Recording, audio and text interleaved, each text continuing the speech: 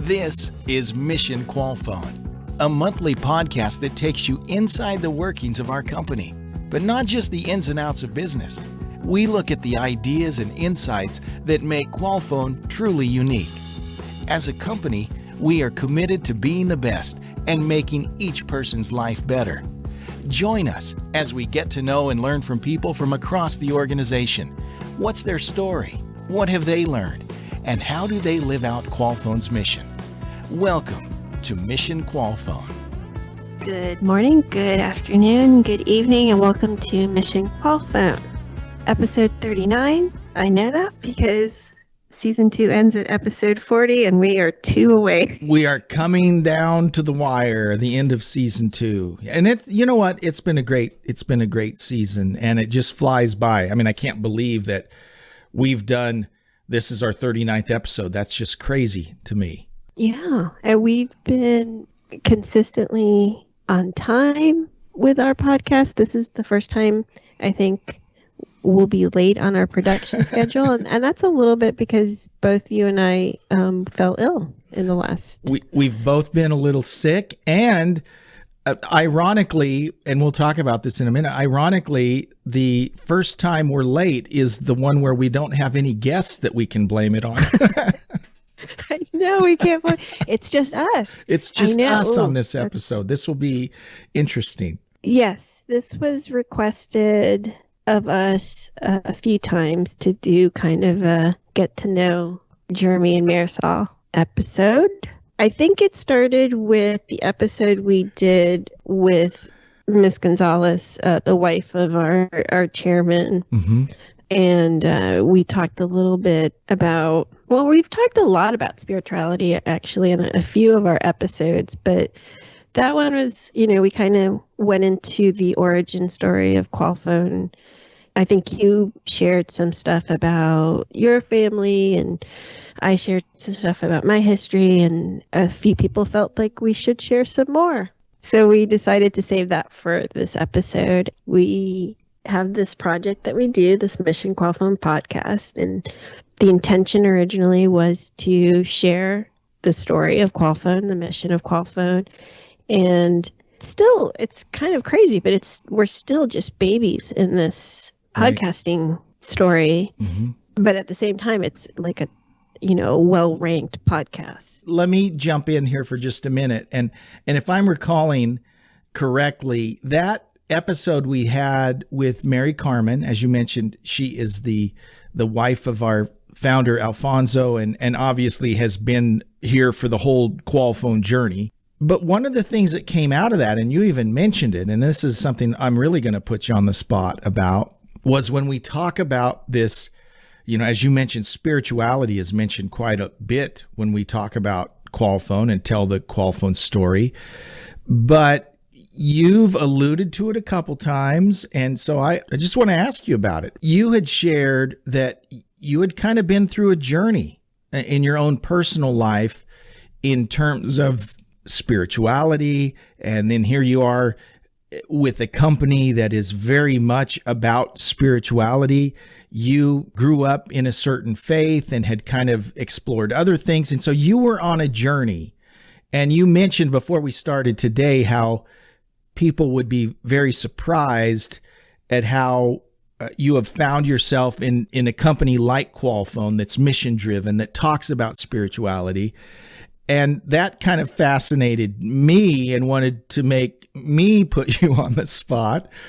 I want to hear more about that. So what is this journey that you've been through, and why would your friends or people that know you or have known you the longest, why would they be surprised about that?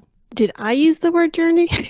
I think you have used the word journey a few times. Yes. So I don't even know where to start. I think the story that's interesting is it's not so much the spirituality, it's the intersection of me working at a BPO company, and we do much more than business process outsourcing, but that's my background. And the intersection of my spirituality, or my coming into my spirituality, that's sort of what we talked about with April Cruz. It was divine timing. Like, I can't help but look at the last few years and be like, this was all outside of my control. Could not imagine it. Could not have seen us being here today doing a podcast about A, the company I work for, and B, about spirituality. So I think that's the story. Is that the story? Yeah, absolutely. I think that's the story. Yeah, let's hear it. All right. I've already done my resume on this podcast. I've started on the phones, high school, worked my way up through operations. Very early on, met Mike Morrow, my mentor, other companies way before Qualfon, many, many moons ago. And long story short is probably about a decade ago, I came to this realization that, and this is obviously predates Qualfon, me working for Qualfon, but I came to this realization that I had made millions of dollars for other people with my blood, sweat, and tears. And that's literal. That's how I felt. Many of the companies I've worked for have been acquired. Some of them are all predating Qualfon. And the reality is, I knew at the time that if I was laying in a hospital sick, not one of those companies would have cared. And that's, a very bitter avenue to be stuck in. But that's where I was. And that includes my whole career. And I'm talking about the owners and the chairmen of those companies, who actually, I know one of them listens to this podcast. So I'm a little bit mortified. It doesn't mean that they were bad people or anything. It's just that's how it was in those days. I don't think it's unique to me. It's just that was the way of the business. And when I got older and I realized that, I was just very bitter. I was very, very bitter for many, many reasons. And so I never, when I left and simultaneously got divorced, I never thought I would ever go back to work for anything remotely close to the BPO space. And the synchronicity is, thankfully, gratefully, I was able to pursue what we call our total vocation, but I still don't know what my total vocation is, but I had the financial security to be able to pursue that. And that's where I've made comparisons to our Stairway program. About a decade I've been working on that. And in that pursuit, when I started that, so simultaneously, I'm super bitter, I'm super angry at this industry. And it's not rational that I was angry at the industry. I'm not saying it's rational, but that's where I had all this anger. Like, there was a time in my career that jokingly my peers would call me the Grim Reaper, because I would travel around the world to reduce production sites, close down sites.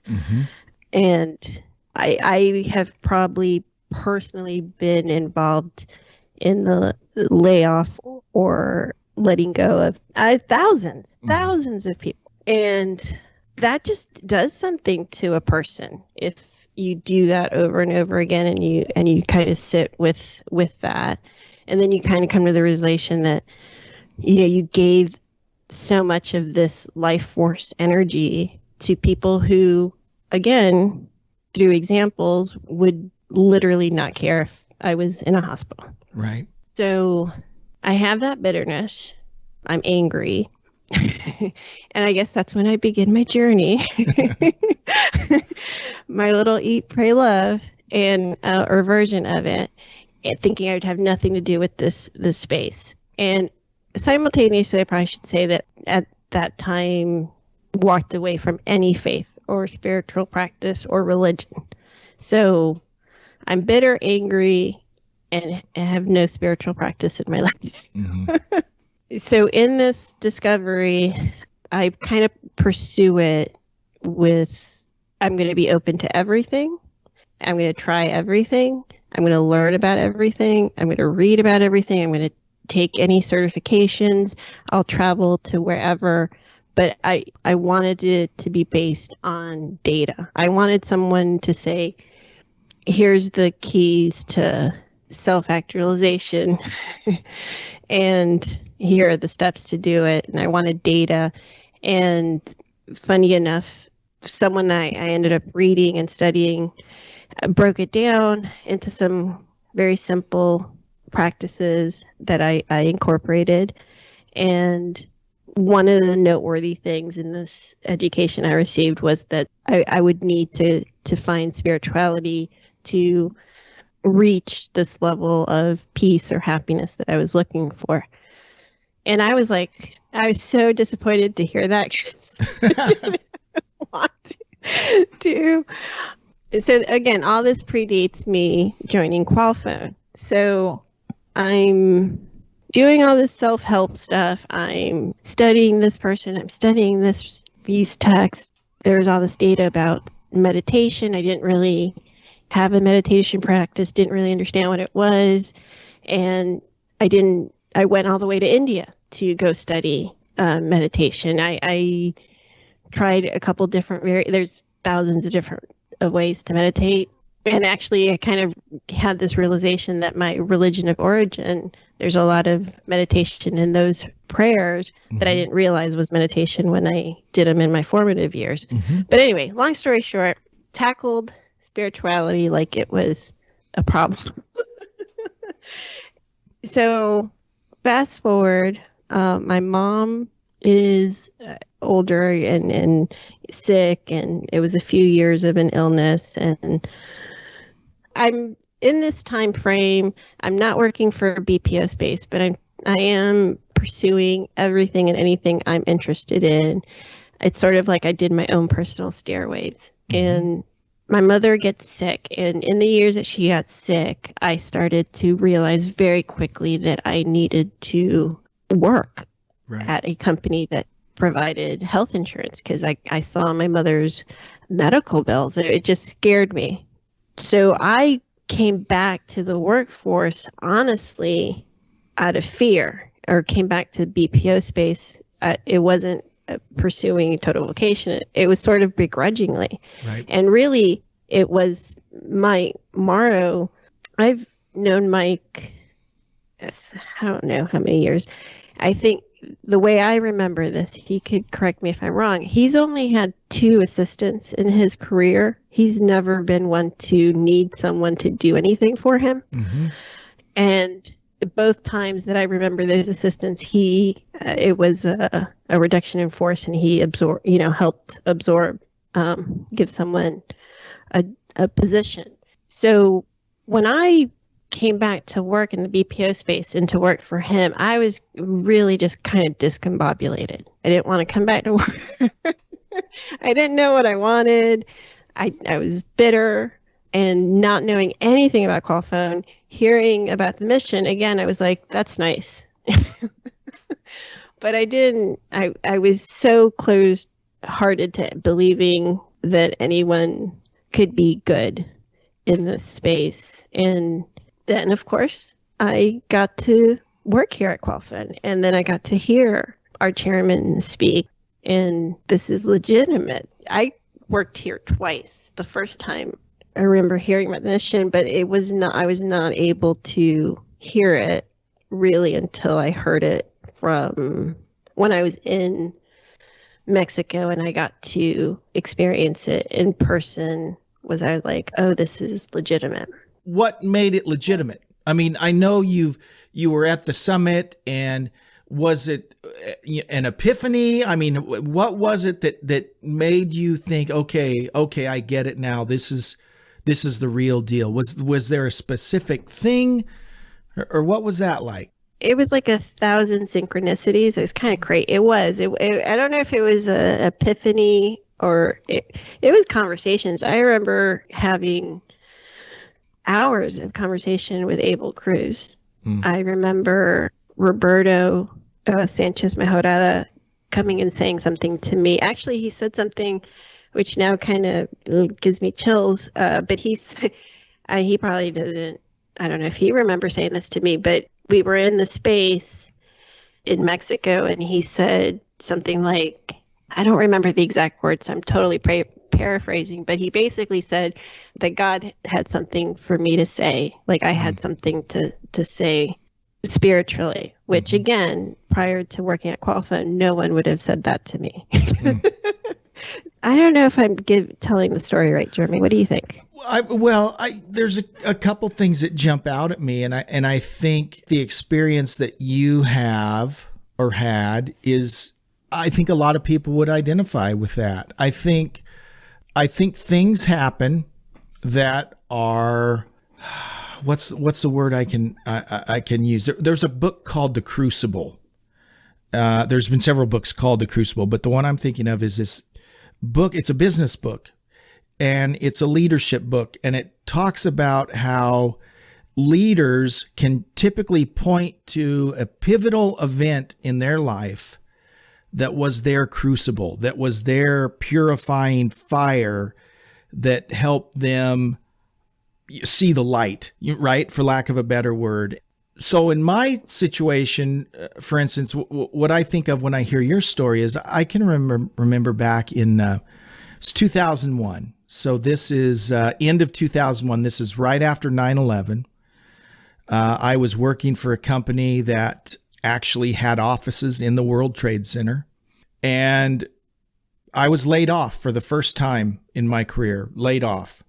And I can remember driving home thinking, at the time I had, 4 kids I had to feed. And I thought, what am I going to do? I didn't call my wife. She didn't know I was coming home early. Right. And I just had all these things in my mind and just panic stricken about what was going to happen. And over the course of, the next 2 or 3 years, this was when we talk about the .com bubble bursting, this was when all this was going on, right? So over the space of about 3 years, I worked for like 4 different companies with the same result. Worked there for a few months, and then we all get laid off. And I guess my crucible moment, or what I came away with from that was, there was a couple things. Number one, and you kind of mentioned it, right? You mentioned, if I'm laying sick in the hospital, are these companies going to care about me and come see me? Well, the first thing it made me think of was, you know what? This job at this company, it was transactional, right? There's no loyalty there towards me. And I just came to the realization that no job is worth my mental health. And guess what? If I lose this job, I'll just find a better job. And so I really gained a lot of confidence going through that 3 or 4 year period. And it helped me understand that there are things way more important than my job. Way more important than my job. And all it takes is one of those crucible moments. You mentioned your mom being sick. All it takes is a moment like that for us to get that clarity and realize, you know what, this is just a job. This is just a job. I have things way more important than this job. I don't know if I had one moment. I feel like it was breadcrumbs of just realization after realization that culminated in me just being, simultaneously my heart was super closed to that people could be good. And I did have a moment, I know at Summit when it was like this just weird moment where I kind of started to try to think about how many people I had laid off in my career, and I just had this realization. I never prayed for one of them in that time. That was just that's where I was at that point in my life. And it just wasn't part of my practices in those days.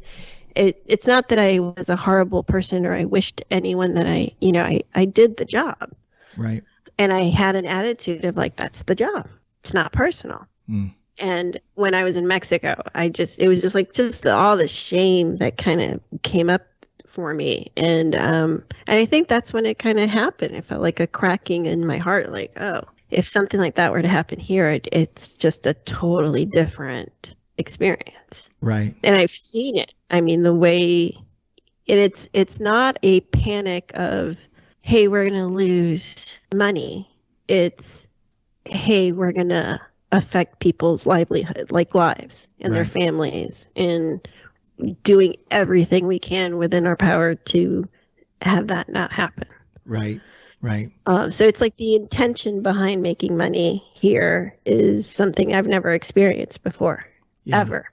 And full disclosure, I don't want anyone to hear this and think that we've never had a reduction in force and no one has ever been laid off, because that's not true. You know, there are times where we have had to lay folks off. But I can say this because I've been involved in conversations and seen that happen, that to your point is everything is done with that person at the center. Everything is done with the concern for the employee. And I can tell you countless examples of folks that maybe because their account was closed or they wound up not working here, but they, for example, they finished their education through Rochat, which is our higher education program. Even though they were no longer employees here, they finished their degree. Members of their family finished their degree, even though they were no longer employees here. And I mean, that's just kind of an example of that concern for the person. Or even we saw it COVID. Yeah. The early days of COVID, I can say that from my view, every single body was, what do we need to do to be our best, period. The way the focus is on the person here, it's legitimate. Like, you know, I know that market trends talk about this younger generation being much more interested in what companies are about than just a title and a salary, and things are shifting. You don't have to be an expert to see things are shifting. But I can say wholeheartedly that it is a legitimate knowledge, just complete knowledge, that the owners of this company keep every single one of their employees in their prayers every single day. Right. Hey, for me personally, that's a big deal. Yeah, it's a huge deal. I think I shared this with you. My first day with Qualfon. So just a little backstory. I had worked since the beginning of 2006 in this space with a company called Center Partners that later was acquired by Qualfon. Well, in 2012, I was laid off. I was part of a reduction. I was a corporate employee, and there were about 25 of us that were laid off in the spring of 2012. Qualfon acquires Center Partners, and I get a call from Qualfon asking me if I'd like to come back. I had been the corporate leadership trainer, and they asked me if I'd like to come back. And I'm like, well, sure. And everything I'd heard about Qualfon had been awesome. I was super excited about it. And my first day back, I flew down to our site in Fort Collins, Colorado, and I met my new boss, a man named Roberto Sanchez Mijarata. And it was unlike any first day I've ever had at a company. And I go into a meeting with Roberto and with a few other individuals from Qualfon, some folks I knew from Center Partners, from colleagues that I'd worked with previously. But we had a prayer.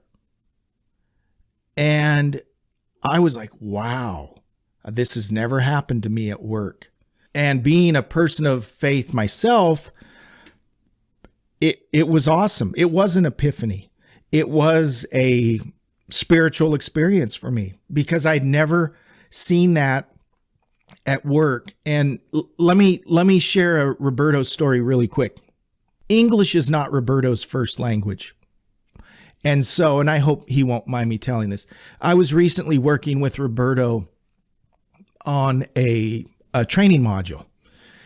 And so we were getting a recording of Roberto talking, and then we're going to, use it in a training module. And Roberto is always a little self-conscious that his English isn't good enough or whatever. And I said to Roberto, and this is the absolute truth. I said, Roberto, you don't need to worry one bit about, how good you think your English is or isn't. I said, who you are speaks so loudly that everyone gets the message, right? And that's the way Roberto is. He is just such a presence. And I've had the opportunity on several occasions to spend a lot of time with Roberto. And he is the embodiment of what our mission is. And he's not the only one, right? My boss, Al, same way. And that's what makes it real. And when I said earlier that in those past companies, I came to the realization that those are jobs. No job is worth your mental health, right? If you lose a job, I'll just go get another job. No big deal. Well, that's the difference between Qualfon and those other companies to me is it's not just a job here. And I have been blessed working with Roberto, working with Al, working with the people on my team that it truly is much bigger than a job. And these are people that I care about. I know they care about me and my family. And that's not something I've experienced in my 30 plus years in business. Here in the United States, it might be different in other countries, but here in the United States, I know I was very much conditioned in separation of church and state. Right. It was ingrained in me. And I know that, I made that reference to having that realization that I had never in my previous career prayed for anyone who I had laid off. And I would have been the type of person back in the day that had anyone broken out in prayer around me, I probably would have been the first person in the human resource office. What's going on here? Because I've been such an advocate that everyone should feel okay in a work environment. So if, they didn't feel comfortable with prayer. But the point is, the thing here at Qualfon is what I find differently is, I know people, I can ask for prayers, which is just very comforting when you're going through whatever you're going through in life, because life is not necessarily set up to be just smooth sailing as an experience. So that is awesome. But I do also truly respect, and I think that part of the veil being pulled away from my eyes about Qualfon happened when they went out of their way to be inclusive to all styles of religion, spirituality, and even non-believers. Like they're trying to be so inclusive of everyone that was, I could appreciate that. I appreciated that because of my own resistance to anyone trying to, I don't want to use the word convert, but right. That's the word. I don't, and that's not what happened for me. What happened for me was, it was just this complete heart opening experience of I can, lean into the spirituality that I was kind of still very new to me. Right. And I can have mentors who can say, hey, I can email them and say, I'm experiencing this. Right. And they'll have experienced something similar and give me advice on how to manage things. Or I've had some of the most intense philosophical conversations about things that sometimes the person will, or I will be like, we've got to get back to work, because it's something that in this company they really do allow for. They just encourage. They not only allow, but they encourage a space to lean into your spirituality. For me, that's huge. I didn't know it was huge. I did not see that on the bingo card of what I wanted in a career. And as I go through the Stairway program, I think I mentioned it recently to you, that one of the activities came out with that my top priority in total vocation would be spirituality. And I'm starting to see it in my life. And I'm like, oh, didn't see that happening. And what's interesting, and I just feel this is important for me to say, is is when we talk about spirituality, we're not talking about religion. I think that spirituality transcends religion in that, and I could give you countless examples. I can say that I have had multiple spiritual experiences, spiritual conversations with multiple people in this company, and it's not been about religion, right? It's been about, that for lack of a better word, a spiritual experience where you felt it, they've felt it, and it transcends any doctrinal differences we might have. And that is not something that I've experienced at other companies. And I, you mentioned Abel, I've been on calls with Abel. I can remember one time in particular where we're on a call and we're talking about something. I don't even remember the details, except Abel pauses and he says, Jeremy, he says, the Lord has put something into your heart. What is it? You're just right in the middle of it. And in fact, he had. And so I shared that, and I thought, that was a singular experience, right? Especially in the workplace. And Abel's mystical. He's a mystical character. He has that archetype. He will say things like the example you just gave that will just blow your, that little blow your mind emoji. Totally. Yeah. That's exactly what it is. Right. That's the beauty. You mentioned Roberto, and it all balances out too, because we talk about it being in our DNA.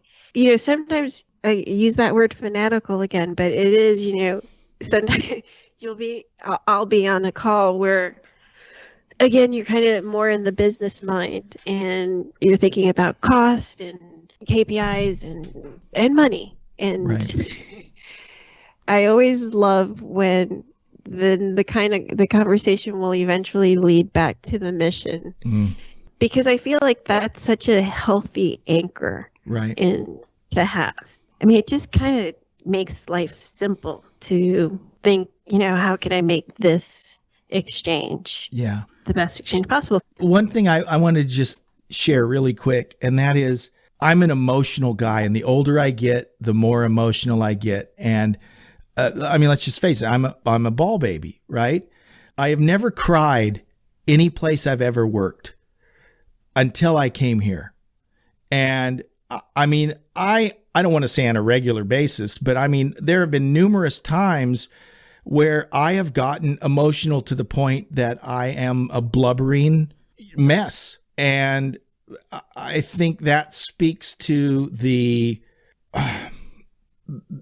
level of engagement that I feel here, for just the feeling that I have about this company and about the mission. To me, that says a lot, that it is different. And again, you've used the word fanatical.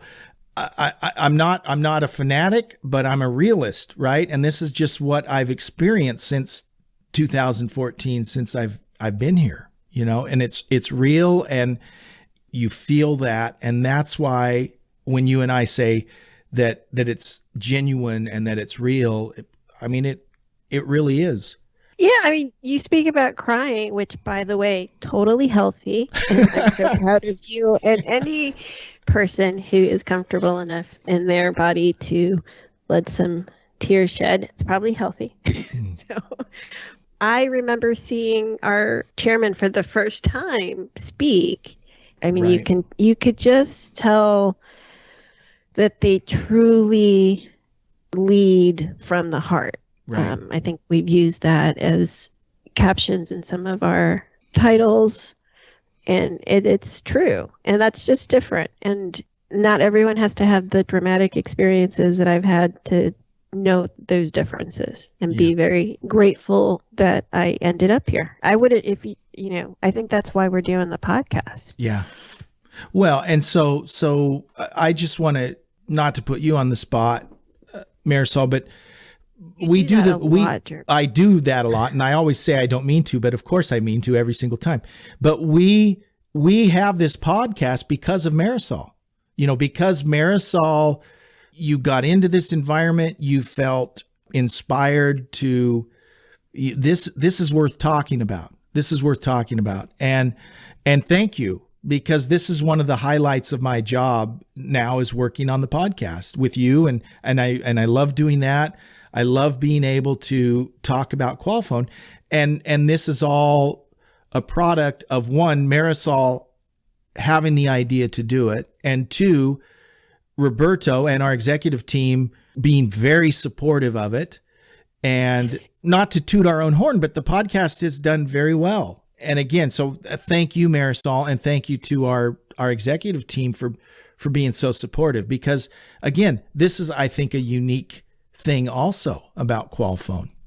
Yeah, I have to say, I talk about all the things that I love about Qualfon, and I think one of the things I'm learning to love about Qualfon is that I'm very lucky that I get to work with the leadership of the company in a lot of my projects. And I'm trying to think of the politically correct way of saying this, but they really do want to hear how people feel about the company. I mean, we've talked about it. We had Mike Morrow on talking about the You Matter with Mike survey.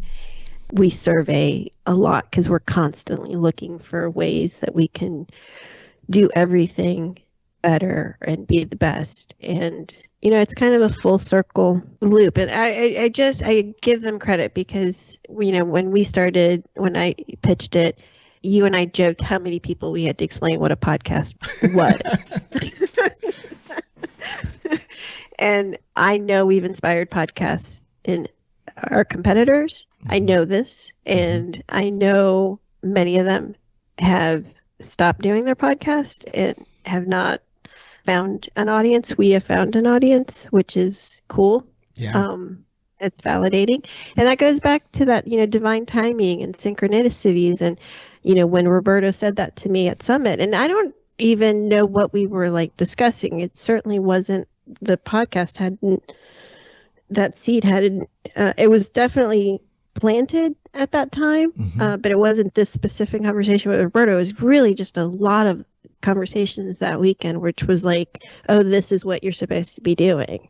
It's curious because I enjoy podcasting, but I didn't know what I wanted to podcast about. And again, had anyone said I'd be doing it for a BPO, I just did not have the imagination to see that. Right. So that in itself, I'm really great. I'm just grateful that the company let me do it.